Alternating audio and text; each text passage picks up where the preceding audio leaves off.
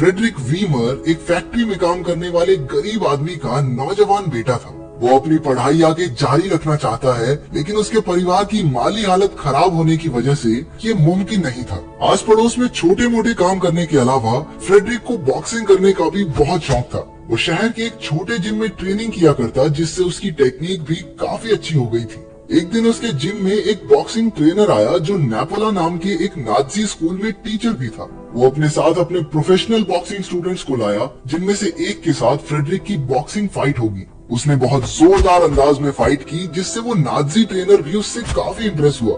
लेकिन जब फाइट को जीतने के लिए ओपोनेंट को नॉकआउट करने की बात आई, तो उसे अपने विरोधी पर दया आ गई और इसी चक्कर में वो मैच हार भी गया। हालांकि वो जीता नहीं, लेकिन ट्रेनर को इम्प्रेस करने में कामयाब रहा। उसने फ्रेडरिक को नेपोला में दाखिला लेने की सलाह भी दी। नेपोला से पढ़ाई पूरी करके वो एक आर्मी ऑफिसर बन जाएगा, जिसे जिंदगी में कभी पैसों की चिंता नहीं करनी पड़ेगी। परेशानी थी तो सिर्फ एक, उसके पिता नाजियों के सख्त खिलाफ थे और उन्होंने उसके एडमिशन लेटर पर दस्तखत करने से साफ मना कर दिया। और फ्रेडरिक ने अपने सपनों को पूरा करने के लिए अपने पिता के नकली दस्तखत किए और घर से भाग गया। अगली सुबह उसके माँ बाप को एक खत मिला, जिसमें फ्रेडरिक ने लिखा था कि वो नेपोला ज्वाइन करने के लिए एलेनस्टेन जा रहा है। नेपोला की बिल्डिंग किसी फिल्मी किले से कम नहीं थी।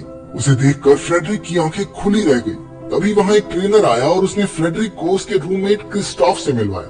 क्रिस्टोफ ने उसे कमरा दिखाया और 15 मिनट के अंदर अंदर ऑडिटोरियम पहुँचने को कहा। जब फ्रेडरिक ने पहली बार यूनिफॉर्म पहनी तो वो चाहकर भी अपनी खुशी छिपा नहीं पा रहा था। असेंबली में हेड कैडेट के पूरे भाषण के दौरान फ्रेडरिक के चेहरे पर एक हल्की मुस्कान थी। असेंबली के बाद क्रिस्टोफ ने उसे उनके बाकी रूममेट से मिलवाया। अचानक एक सीनियर स्टूडेंट जोशर भी वहां आ पहुंचा। उसने धौंस जमाकर फ्रेडरिक को 100 पुशअप करने का ऑर्डर दिया, क्योंकि उसकी अलमारी ढंग से सेट नहीं थी। लेकिन ट्रेनर ने मौके पर आकर ये सब रोक दिया। रात को फ्रेडरिक सो नहीं पा रहा था, तो उसने क्रिस्टोफ से बात करनी चाहिए, लेकिन बत्तियां बुझने के बाद उन्हें बात करने की इजाजत नहीं थी। अगली सुबह उनका छठा रूममेट भी आ गया, जिसका नाम एल्ब्रेस्ट स्टेन है। वो शहर के गवर्नर का बेटा है, लेकिन उसे ऑफिसर बनने में बिल्कुल दिलचस्पी नहीं थी। उसे कविताएं और कहानियां लिखना पसंद था। उसने फ्रेडरिक की बेड सेट करने में मदद की, जिससे वो दोस्त बन गए। इसके बाद उनकी ट्रेनिंग करवाने एक बेरहम इंस्ट्रक्टर आया, जिसका नाम कार्ल था। जोशर ने कार्ल से शिकायत की कि फ्रेडरिक के रूममेट सिगी ने 1 महीने में दूसरी बार अपना बेड गीला कर दिया है। सजा के तौर पर उसे अपना गद्दा वहां लाकर सबके सामने उस पर पेशाब करने के लिए मजबूर किया गया। उसे ऐसी चीज के लिए बेइज्जत किया गया जिसे रोकना शायद उसके हाथ में था ही नहीं। क्लास में उन्हें हिटलर के भाषणों के बारे में पढ़ाया जाता। वो सब उसकी बुद्धिमानी और समझदारी पर निबंध लिखते। उन्हें सिखाया जाता कि इस दुनिया में वही जिंदा रह सकता है जो सबसे ताकतवर हो। इसी थ्योरी की वजह से नाजीज यहूदियों को मारना जायज समझते थे। इसके साथ साथ उन सबको निशाना लगाने और कई हथियारों को चलाने की भी ट्रेनिंग दी गई। फ्रेडरिक ने बॉक्सिंग क्लब ज्वाइन कर लिया। हमें पता चलता है कि नेपोला अकेडमी इंटर स्कूल कंपटीशन में बॉक्सिंग चैंपियन हुआ करती थी, लेकिन पिछले कई सालों से वो लगातार हार रहे थे। उसके ट्रेनर को उम्मीद थी कि फ्रेडरिक की बदौलत इस साल तो मेडल जरूर आएगा। गुजरते समय के साथ फ्रेडरिक और एल्ब्रेस्ट की दोस्ती गहरी हो गई। रात में वो दोनों जोखिम उठाकर नौकरों के कमरे में गए, जहां उन्होंने छिपकर एक लड़की को कपड़े बदलते हुए देखा।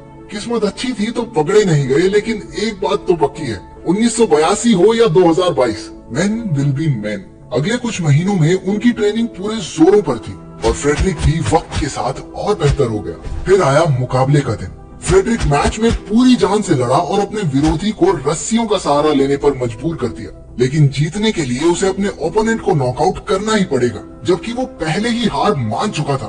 एक बार फिर से फ्रेडरिक दुविधा में था, लेकिन इस बार उसने जीतने की ठानी। सभी उसके लिए तालियां बजाने लगे, सिवाय एल्ब्रेस्ट के, जिसका मानना था कि हार मान चुके इंसान को मारना सही नहीं है। सभी बड़े ऑफिसर्स ने फ्रेडरिक की जमकर तारीफ की और वो खुद को 7वें आसमान पर महसूस कर रहा था। लेकिन एल्ब्रेस्ट ने उसे आईना दिखाते हुए कहा कि वो बाकियों की तरह निर्दयी बन चुका है। अगली सुबह सिगी ने फिर से बिस्तर गीला कर दिया। जोशर ने उसे धमकाते हुए कहा कि अगर उसने डिनर से पहले उसे अपना मुंह बंद रखने के लिए पैसे नहीं दिए तो वो उसकी शिकायत सीधा ट्रेनर से करेगा। उस दिन ट्रेनर कैडेट्स को फील्ड में ले जाकर स्टिक ग्रेनेड का इस्तेमाल करना सिखा रहा था, लेकिन एक सैनिक ने गलती से चलता हुआ ग्रेनेड गिरा दिया। उनका ट्रेनर, जो बहुत बहादुर बनता था, बाकी सबको मरने के लिए छोड़कर वहाँ से दुम दबाकर भाग निकला। हर तरफ कैडेट्स डरे सहमे खड़े थे, लेकिन एक लड़का था जिसने बहादुरी दिखाई। सिगी ने ग्रेनेड पर कूदकर उसे अपने शरीर से ढक लिया। जबरदस्त धमाका हुआ और सिगी के शरीर के चीथड़े उड़ गए। लेकिन अपनी जान देकर उसने 20 कैडेट्स को बचाया। अगले दिन उसकी बहादुरी और शौर्य के लिए उसे मेडल ऑफ ऑनर से सम्मानित किया गया। लेकिन फ्रेडरिक को ये बात बहुत चुभ रही थी कि जिस इंसान ने सिगी को अपना बिस्तर गीला करने पर कमजोर और कायर कहकर उसे सजा दी, वो खुद जरूरत के समय सबसे बड़ा भगोड़ा निकला। वहाँ मौजूद हर फौजी को ट्रेनर पर गुस्सा आ रहा था। अगले दिन वो सबको अपने पेट की मसल्स मजबूत करने की ट्रेनिंग दे रहा था। उसने उनमें से एक को अपनी ताकत दिखाने के लिए अपने पेट में मुक्का मारने के लिए कहा। फ्रेडरिक खुद से आगे बढ़ा और सिगी की मौत का बदला लेने के लिए एक जोरदार घूसा उसके पेट में दिया। बाद में अल्ब्रिच ने फ्रेडरिक को अपने पिता के जन्मदिन पर हवेली में आने का न्योता दिया। उस शाही हवेली को देखकर फ्रेडरिक दंग रह गया। लेकिन सबसे ज्यादा हैरान कर देने वाली बात तो ये थी कि अल्ब्रिच के पिता उसे कुछ नहीं समझते थे। गवर्नर ने सबके सामने अल्ब्रिच को कविता सुनाने से भी रोक दिया। ये साफ था कि उसके हिसाब से कविताएं और कहानियां मर्दों का काम नहीं। वो चाहता था कि उसका बेटा फ्रेडरिक जैसा बने। जब सारे आदमी शराब के नशे में धुत हो गए तो उन्होंने फ्रेडरिक और अल्ब्रिच को एक बॉक्सिंग मैच के लिए उकसाया। वो दोनों हिचकिचा रहे थे, लेकिन उन ऑफिसर्स ने कह कहकर जबरदस्ती उन्हें एक दूसरे से लड़वाया। फ्रेडरिक की जीत तो पक्की ही थी, लेकिन वो अपने दोस्त को चोट नहीं पहुंचाना चाहता था। पर अल्ब्रिच को भी किसी की दया नहीं चाहिए थी, इसलिए उसने फ्रेडरिक को अपनी पूरी जान लगाने के लिए कहा। नतीजा ये हुआ कि वो एक ही घूसे में चित हो गया। उसके पिता और उनके दोस्त मिलकर फ्रेडरिक की तारीफों के पुल बांधने लगे और बेचारा अल्ब्रिच धीरे से अपने कमरे की तरफ चला गया। वो दोनों सर्दियों की शुरुआत में अकेडमी वापस पहुंचे। रात के समय उनके बैच को तत्काल गवर्नर के सामने पेश होने का ऑर्डर दिया गया। पता चला कि पास के एक गांव से सोवियत कैदियों का एक गुट हथियार चुराकर फरार हो गया और उन्होंने कई लोगों की जान भी ले ली है। उन्हें राइफल्स देकर शूट एट साइट के ऑर्डर दिए गए। थोड़ी देर बाद उन्हें कुछ लोग छुपकर भागते हुए दिखे। उन्होंने उन लोगों पर अंधाधुंध गोलियां बरसाई और वो सब मारे गए। लेकिन नजदीक से देखने पर उनके पैरों तले जमीन खिसक गई, क्योंकि वो कैदी नहीं बल्कि मासूम बच्चे थे। अल्ब्रिच एक बच्चे की जान बचाने की कोशिश करता है जो गंभीर रूप से घायल था, लेकिन तभी उसका बाप वहां आया और बच्चे को गोली से उड़ा दिया। उसने वहां अपने पिता को उन छोटे बच्चों को इकट्ठा करके एक एक को चुन चुन कर मारते हुए देखा।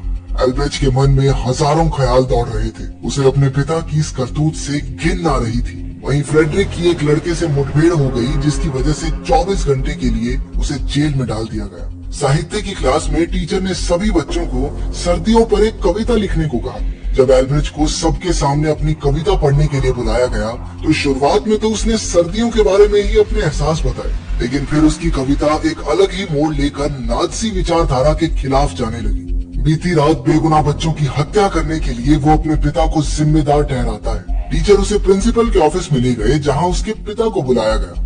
उसने सख्ती से अल्ब्रिच को अगले दिन एक बेहतर कविता लिखकर लाने को कहा, लेकिन अल्ब्रिच ने साफ मना कर दिया और कहा कि वो अब भी अपने शब्दों पर खड़ा है। फ्रेडरिक को रिहा होने के बाद सारी घटना की जानकारी मिली। उसे समझ नहीं आ रहा था कि अल्ब्रिच को कविता लिखकर सबके सामने सुनाने की जरूरत क्या थी। इस बात पर उन दोनों में बहस छिड़ गई, लेकिन आखिर में वो एक दूसरे की बाहों में लिपटकर रोने लगे। अगली ट्रेनिंग के लिए कैडेट्स को एक जमी हुई लेक में एक छेद से जाकर दूसरे छेद से बाहर निकलना था। सबसे पहले क्रिस्टोफ गया और उसने दोनों छेदों को एक रस्सी से जोड़ दिया ताकि बाकी सब आसानी से आ सके। जब अल्ब्रिच की बारी आई तो वो अंदर कूदकर बीच रास्ते में ही रुक गया। फ्रेडरिक को एहसास हुआ कि वो क्या कर रहा है, लेकिन इससे पहले कि वो कुछ कर पाता, अल्ब्रिच ने बर्फ के अंदर से ही छूकर एक आखिरी बार अपने दोस्त को अलविदा कहा। आखिरकार वो डूबकर पानी की गहराइयों में समा गया।